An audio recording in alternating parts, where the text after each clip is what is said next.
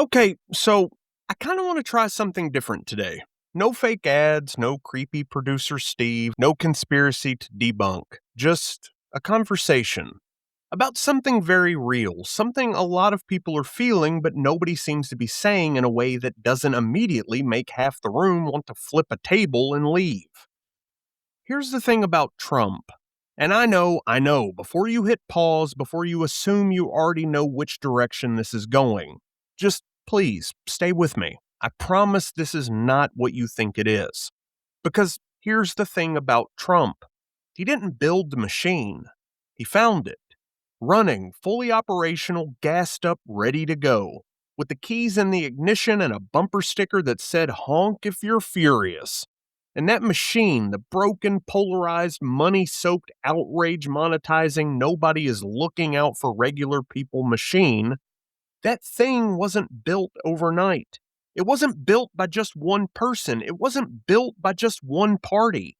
It was assembled, piece by piece, over 30 years by a rotating cast of decisions, court rulings, cable executives, campaign donors, and Silicon Valley engineers who I'm pretty sure at some point looked at their algorithm and thought, huh, people really engage with content that makes them want to flip a table.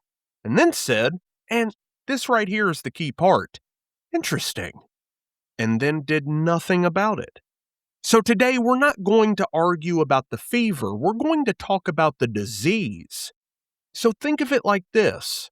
You go to the doctor, you've got a 103-degree fever. The doctor looks at you, prescribes some ibuprofen, and then sends you home. You come back next week, same fever. Worse, actually. And the doctor goes, huh, weird. More ibuprofen.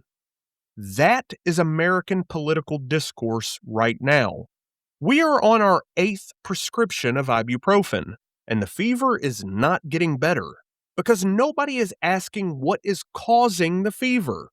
So welcome to Ctrl-Alt-Reality. New format, brand new rules. Same nerd with entirely too many opinions and a microphone. So let's read the chart.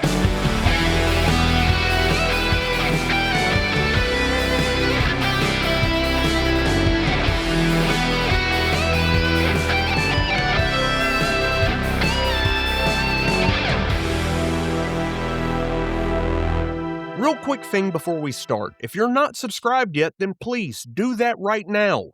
New episodes drop every Monday and Thursday, and we're about to diagnose something no one else is examining. So subscribe. Let's go. Hey, and welcome in. I'm Nate, your resident average Joe, your friendly neighborhood overthinker, and today you're completely unlicensed, definitely not board certified, absolutely do not sue me political diagnostician. Ctrl-Alt-Reality is a brand new format, and here's how it's going to work. We take a political or systemic topic that everybody has feelings about and nobody is examining clearly, and we put it on the table, like a patient. We read the symptoms, we look at the history, we figure out what's actually wrong instead of just treating whatever's making the most noise. Every single episode has a patient chart. That's the bit. That's the format. We're going to be doctors today. Yay! But we do not have the degrees. We just have the receipts. And that's close enough for me.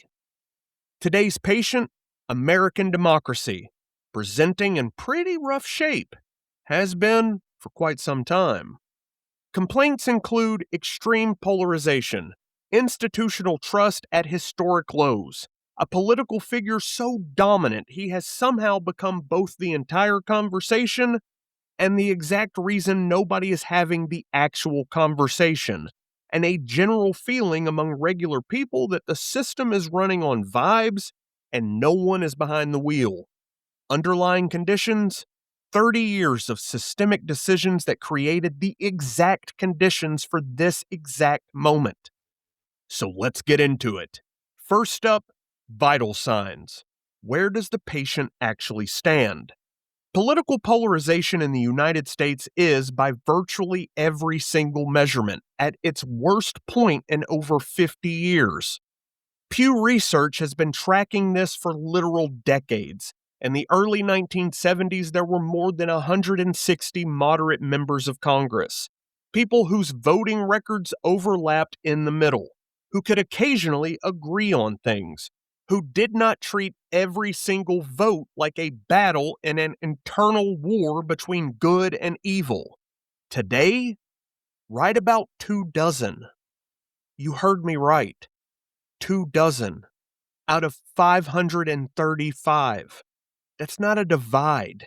That's a canyon.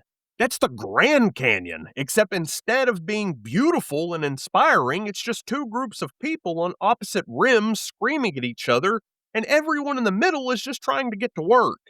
And it's not just policy disagreement. Researchers, and I love that researchers had to invent a brand new term for this because it means it got bad enough that it needed a fucking name. Researchers call it affective polarization, which means it's not just that people disagree on the issues, it's that they genuinely, emotionally, personally dislike members of the other party.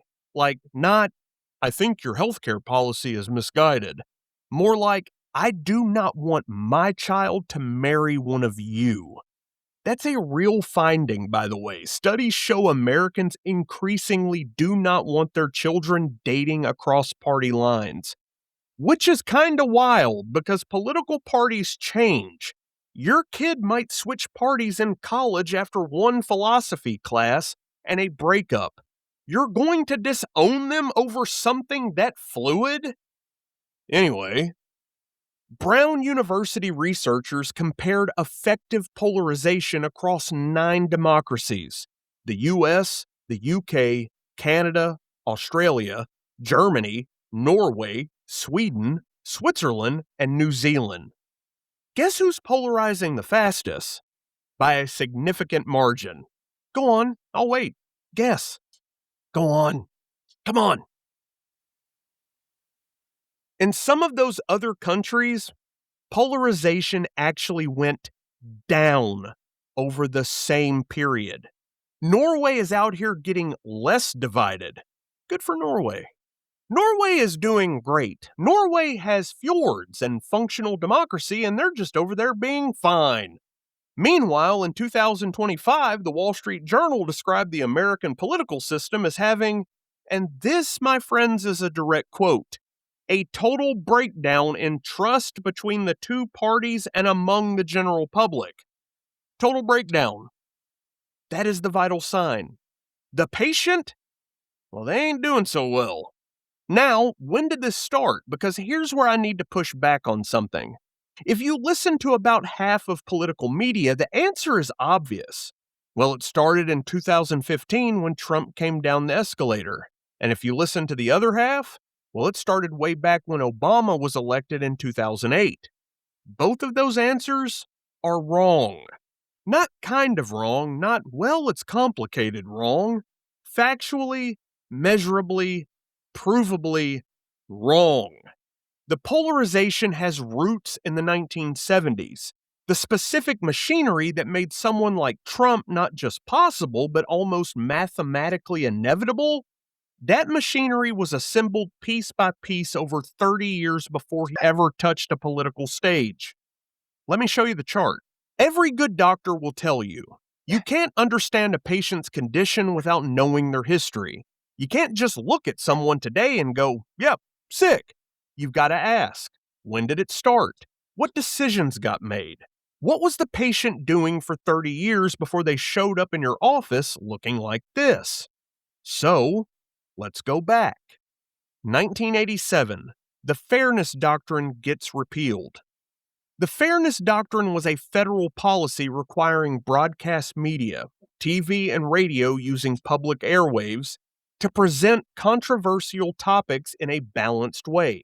Not perfectly balanced, not a math equation, just if you have a strong opinion, you have to give the other side some airtime. And it was repealed in 1987. And I want you to understand how fast the consequences arrived. Because within months, literally months, Rush Limbaugh's nationally syndicated radio program launched. 3 hours a day, Politically charged, emotionally driven, intensely partisan. And here's the thing that changed everything. It was enormously profitable. Not a little profitable, not this pays the bills profitable, but enormously profitable. For the very first time, political outrage as a packaged product delivered daily to a loyal audience was proven to be a sustainable, scalable business. And that's back in 1987. The fairness doctrine ends on a Tuesday. Rush Limbaugh is national by Wednesday. Metaphorically, that's how fast this moved. 1996, Fox News launches. Built on the same discovery, a dedicated ideological audience, reliably angry, reliably tuned in, is more valuable than a general audience occasionally paying attention. Why chase everyone when you can own someone? And I want to be very clear here. MSNBC went the same exact direction from the left. Later, with less initial success, but eventually both sides figured out the model. The industry followed. Researchers at CU Boulder recently analyzed closed caption data. Closed captions, they literally read the transcripts. From 6 major cable networks between 2012 and 2024. Their findings: cable news has become primarily about talking negatively about the other party, not explaining policy, not covering issues, not informing the public, but generating negative coverage of the opposition, because that's what keeps people watching. One of the researchers put it plainly: anger is very powerful. It seems to work to increase engagement. So the business model is make you angry, keep you angry, sell ads to the angry. Repeat, you are not the customer. You are the product. Your anger is the inventory. Just think about that the next time you're watching cable news and you feel your blood pressure doing something very interesting. Then, 2010, Citizens United. And this one, I need you to stay with me here because this is the one I think people don't fully understand, and it might be the most important piece of the entire puzzle. January 2010, the Supreme Court rules in Citizens United v. Federal Election Commission that political spending is a form of protected free speech. Corporations and outside groups can now spend unlimited money on elections as long as it doesn't go directly to the candidates. The immediate consequence? Super PACs, dark money groups, nonprofit organizations that can raise and spend unlimited money on elections without ever telling you where it came from. The numbers? Outside political spending exploded by more than 28 times between 2008 and 2024, from $144 million to over $4 billion. In the 2022 midterms alone, 21 donor families contributed $783 million. Billionaires provided 15% of all federal election financing. 15% of all election money from 21 families. And more than $2.6 billion since 2010 came from sources that were never publicly disclosed, anonymous, unknown, gone. And here's my favorite detail, and I use the word favorite very loosely here, kind of like the way you'd say, hey, that's my favorite part of the disaster. Anthony Kennedy, the Supreme Court Justice who wrote the Citizens United opinion, in 2015, just 5 years after the ruling, publicly stated that the transparency system he assumed would keep it in check is not working the way it should. The author of the decision said his own decision was not working, and it's still the law. No one changed it. He just said that and went back to his chambers, and it's still the law. I'm fine. You know what? This is all fine. And before anyone gets comfortable on either side of the aisle, both parties use this system. Both parties have super PACs. Both parties benefit from dark money. This is not a one-team scandal. This is a both teams lose situation for regular people who would just like to know who is paying to influence their vote. Then, my friends, the algorithm. And we've talked about the algorithm a lot on other shows, but here we go. The algorithm doesn't care what's true. It doesn't care what's important. It doesn't care about your blood pressure, your relationships, your general sense of well-being, or the health of democracy. It only cares what keeps you locked on the screen. And what keeps people locked on the screen? Consistently, measurably, across every single platform, is content that makes them feel strong emotions. Specifically, fear, outrage, tribal identity confirmation, the feeling that your side is righteous and the other side is a genuine threat to everything you love. So the algorithm promotes the most extreme voices, the most inflammatory content, the takes most likely to make you feel like the person across the aisle is not just wrong, but actually dangerous.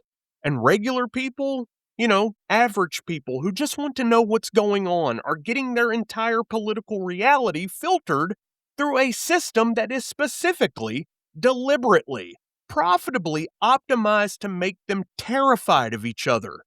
And here is the data point that genuinely keeps me up at night. Most Americans still fall closer to the center than the extremes.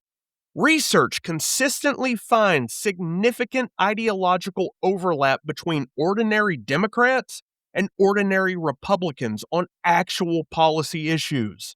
Not the leaders, not the cable hosts, but ordinary people, your neighbors, your coworkers. Most people are not the screaming person on cable news, but most people's perception of the other side is the screaming person on cable news, because that's who the algorithm shows them. That's who gets the clicks. That's who gets the airtime. So you've got a country full of mostly normal people who are absolutely convinced that the other side is made entirely of monsters, because the systems around them have been specifically tuned to show them only the monsters. That's the medical history. That's 30 years of decisions that built the machine. Now, let's talk about what the machine produced. And hey, real quick pause. If this episode is making you see things differently, then please share it with just one person. That's genuinely the entire point. Word of mouth is how independent podcasts survive. Please send it to someone who needs this conversation. Now, back to the show. Okay, now we can actually talk about Trump. Properly, with context, without the fever running the whole appointment. By 2015, you had a country where the media had been running on outrage as a business model for nearly 30 years. The campaign finance system had been blown wide open to unlimited anonymous money for 5 years. Social media algorithms had been optimizing for tribal anger for nearly a decade. Congressional moderates had nearly vanished entirely. Institutional trust in government and banks post-2008 in media was at historic lows, and a large chunk of the country, people who felt economically left behind by globalization, culturally dismissed by institutions that seemed to have stopped caring about them, politically ignored by a political class that seemed more interested in keeping donors happy than their constituents, was absolutely, perfectly, scientifically primed for someone who would walk in, blow up the norms, and say the quiet part out loud. So, into that environment walks a guy who had spent decades on reality television, who understood better than almost anyone that the outrage machine could be hacked. That if you give it enough content, enough spectacle, enough provocation, it will cover you constantly and for free. His 2016 campaign received an estimated $2 billion in free media coverage. Cable news aired his rallies live, chased every tweet, treated every single statement as breaking news. Not because they had to, but because he was the most attention-generating thing that had ever walked into their ecosystem, and they could not look away. And he understood that. He used it. And here's the part that should unsettle people on every side.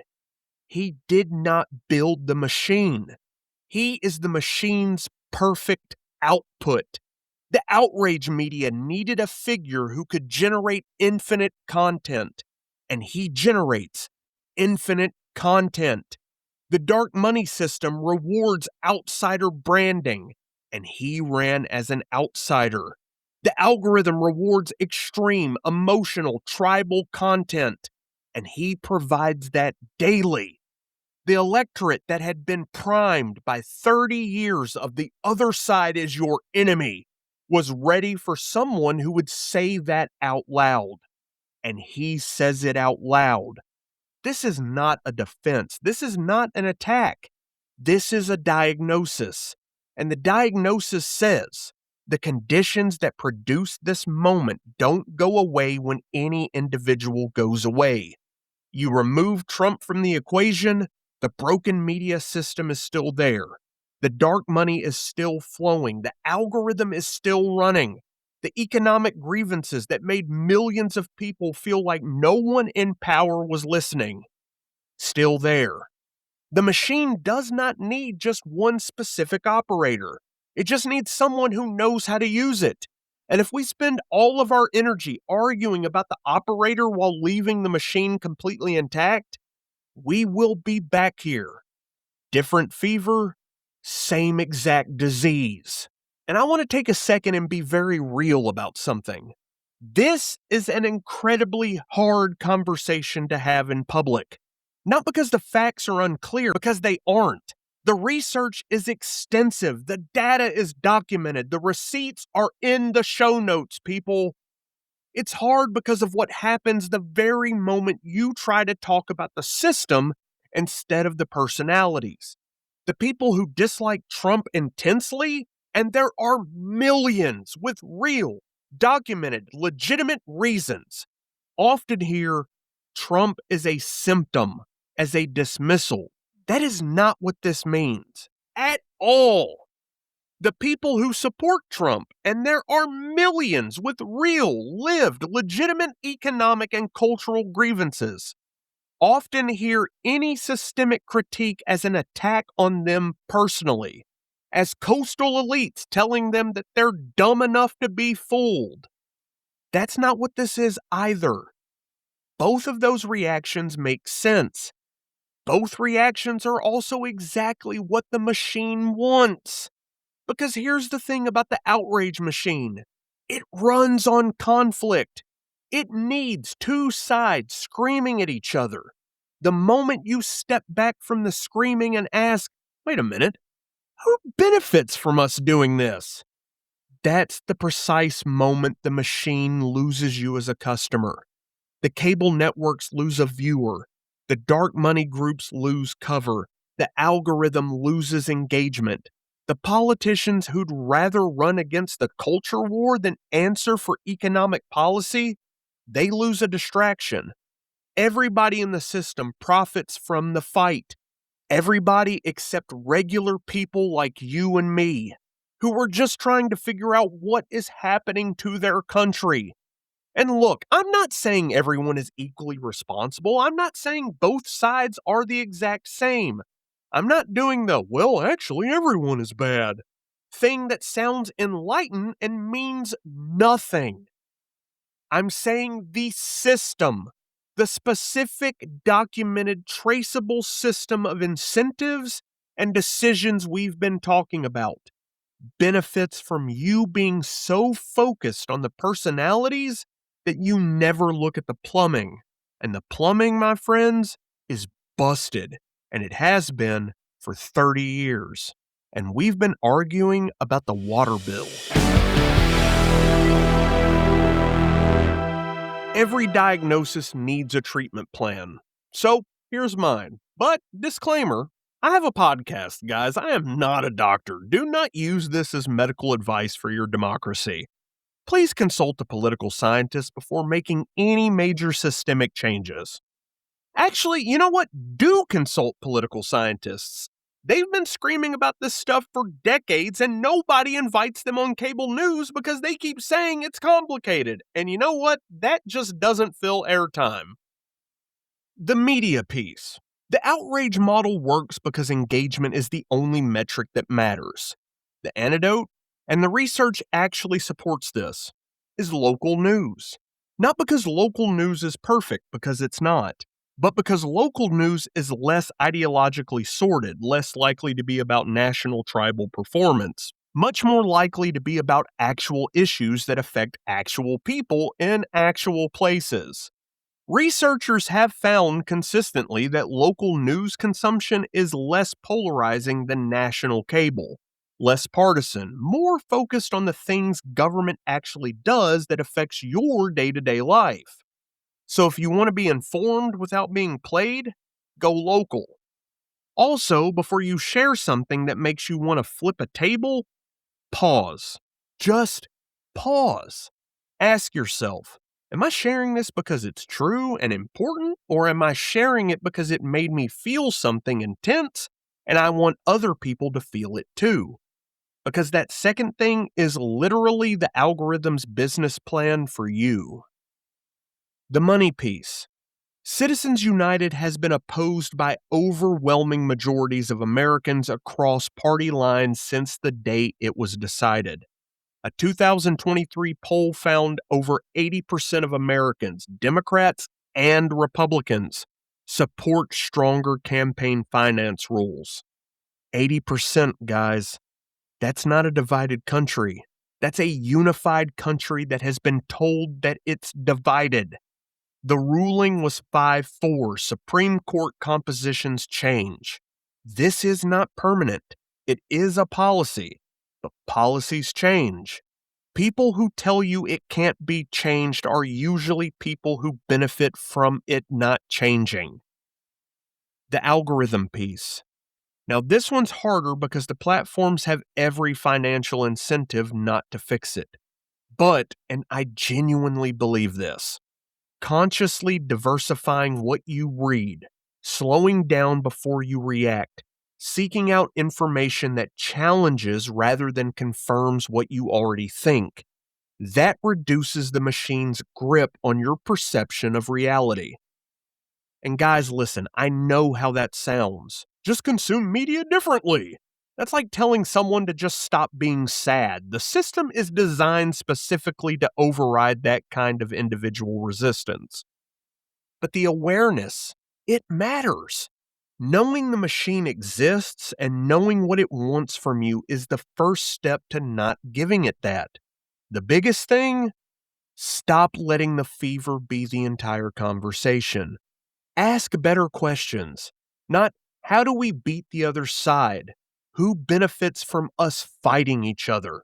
Not, is this person good or bad? What system produced this moment, and is that system still running?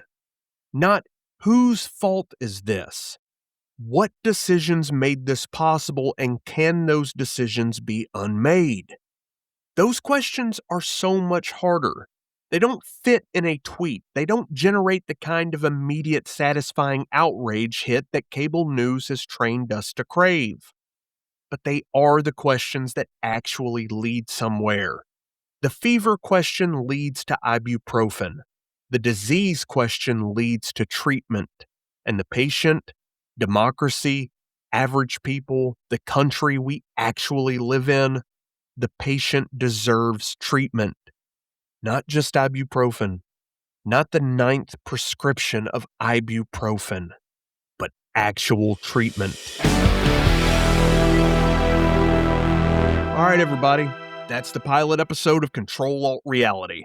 If this felt different from what you usually hear, then good. That was kind of the point. If it made you uncomfortable, also good. Honestly, the comfortable version of this conversation is the one that's been happening for 10 years and it has not worked.